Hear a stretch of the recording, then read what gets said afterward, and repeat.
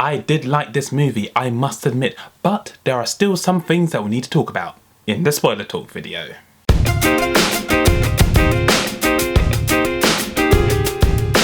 Hey guys, how you doing? Big Guy Z up in here once again, and in this video I'm going to give you guys all things spoilers for the movie Harry Potter and the Deathly Hallows Part 2. Now, if you didn't pick up what I just said, then let me say it again. This video will contain spoilers, so if you're not ready for that, then head over to my spoiler-free review video.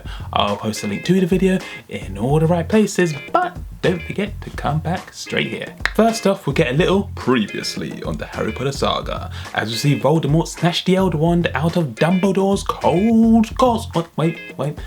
No need to do that for Joker third time. One good thing about the second part of a two-parter is that it gets straight to the business. All the build-up was in the first part. So we soon go into the Gringotts heist for the Horcrux in Bellatrix's vault. I remember reading this part in the book and I was just struggling to picture it in my head because a lot of stuff happens. First thing I want to point out, when Hermione was disguised as Bellatrix, why not give her the wand for her to show the goblin when he asked for it? I mean, Ollivander confirmed to the Harry Potter crew that the one they had did belong to Bellatrix, so why not just give it to Hermione in order to complete the deception? Griphook the Goblin tried to do the classic betrayal switch, only for the Gryffindor sword to slowly disappear from his dead body. Oh, just so you know, throughout this movie I was basically saying, well, he did. After transporting to Hogsmeade and setting off some weird shrieking cat alarm, the trio meet Aberforth Dumbledore, the brother of Professor Dumbledore. Not much to say about him really, except that he comes across as a bit of a jerk. Sorry for the American family-friendly insult. If I went UK, I would have used a slightly different word, and I like to keep things PG here. I like when in Hogwarts, Harry did that big reveal to Snape in the school robe like, I was here the whole time. It kind of reminds me of Lionel Hutz from The Simpsons, that scene in the courtroom where he's like, I'm not wearing a tie at all. And when the Order of the Phoenix pulled up, holy heck, that was badass. So badass it got me singing Crew Love by Drake. Why? 'Cause we're loving the groove. We're loving the groove. We're loving the groove. So at this point, Harry has figured out that the next Horcrux is in the Room of Requirement, and he is sprinting there. But my question is, where's his security? This is the boy who lived. Voldemort wants his backside on a silver platter, and what? Not a couple of peeps from the Order can keep an eye on him? In the Room of Requirement, Harry once again comes face to face with rival Draco. But instead of his usual cronies, Vincent Crape and Gregory Goyle by his side, Draco is accompanied by Goyle and Blaise Zabini. Now, as much as I like Zabini, tall black guy, name has a Z in it, this wasn't in the book. So what gives? Well, it turns out that in 2009, 2 years before the movie was released, Jamie Waylett, the actor who played Crabbe, got himself into a bit of trouble off screen, which ultimately cost him his role in the franchise. Furthermore, he got himself to another spot of bother in 2011, the year the movie came out. Now, I'm not going to go into too much detail on this, or any detail on this actually, because, you know, PG video, but hey, this is the internet. If you want to know more, you know exactly what to do. Those scenes of those fire beasts burning the Room of Requirement into the ground was really cool, really intense viewing, was on the edge of my seat. You know, maybe Crabbe not being around was a good thing. He didn't have to see his boy Goyle get burnt to a crisp. And once again, I am saying, well, he did. So another Horcrux is destroyed and Voldy's feeling a little down, as you do. But what really shocked me was that one of the Death Eaters just checked to see if he was okay, and Voldemort decides to shoot him with the killing curse? I'm like, bro.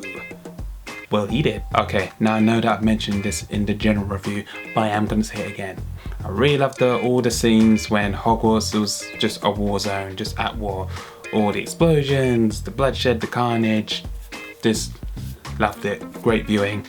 Again, reminds me of Lord of the Rings, and I love me some Lord of the Rings, so it really took me back. So, awesome. Professor Snape's story and his whole deal was finally revealed. And man, it did really tug on the old heartstrings. Believing that the Elder Wand couldn't truly be his while Snape was still alive, Voldy decides to slit Snape's throat before setting Pet Snape Nagini on him. Now people, say it with me. Well, he did.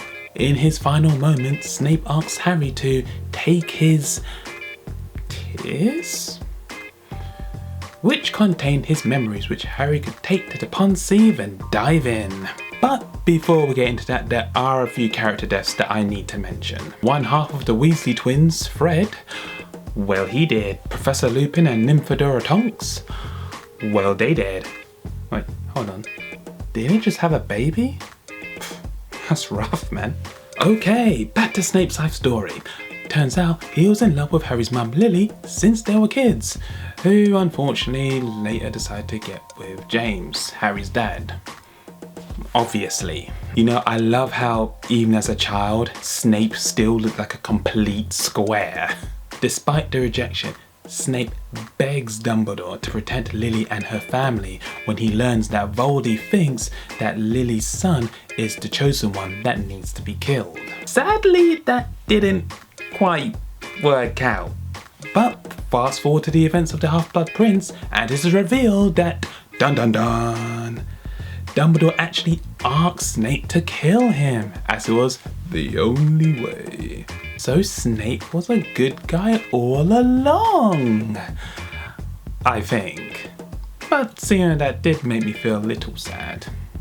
Oh, and it was revealed that a part of Voldemort was in Harry, and Harry had to die in order for Voldemort to die. One kiss of Harry's special Ferrero Rocher reveals the Resurrection Stone. Okay, I don't know why that happened. So the stone doesn't actually bring people back from the dead, it just gives you a way to communicate with the dead? Well, the stone gives Harry a chance to speak with his parents and a few others. Usual heartfelt stuff, so let's carry on. Look everyone, Hagrid's here! Remember Hagrid? I ain't gonna lie, I completely forgot about him until I first saw him in the forest, on his knees, tied up. Like, I'm sorry Mr. Coltrane, but how did he get bested like that? So Voldy shoots Harry with the killing curse, and then we end up in Harry's head, or dream, or something. And then we come across this monstrosity. Like, ew, that thing looks like a mutant buffalo wing. My take is that, thanks to a dodgy Elder Wand, the killing curse didn't actually kill Harry outright, it just hit the part of Voldemort's soul that was inside Harry, hence Harry's survival and him not needing to die anymore. Don't you agree? I love how Voldemort just pushed that dead ogre off the bridge as he was walking to Hogwarts, like, yay, big lump. Fun fact, apparently this scene where Voldemort is hugging Draco is completely improvised and not part of the script, which I love because it just makes it even more awkward. I could just imagine them filming the scene and Tom Felton just being like, yo, Ralph, what are you doing? Now, throughout this movie, Neville Longbottom has been an absolute legend, no question. But my gosh, this shot is some beautiful 2011 green screen right there. That'll be TikTok in a few years.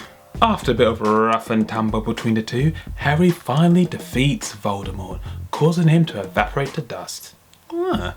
So that's where the MCU got that idea from. Well, go on, Longbottom, ask Luna out. You said you were mad for us, so what are you waiting for? So it turns out that Harry was the Elder Wand's master this whole time. And what does Harry do with all that great power? He does the old good guy cliche and throws it away. God damn, why? Finally, at the very end, we are treated to a 19-year time jump where all the living characters look like tired office workers wishing for half a day off. The end. And that, my friends, was the spoiler talk video for the movie Harry Potter and the Deathly Hallows Part 2. If you enjoyed this video, and I hope you did, please make sure you hit subscribe, hit that like button, and let me know in the comment section below your favourite moments from the movie. Next up we have... Actually, I don't know. I mean, by all means, check out the spoiler-free review if you haven't already, but I don't know what to do next. I mean, there is the Fantastic Beasts series, even though I heard it wasn't that great, but hey, let me think about it. But Until then, later.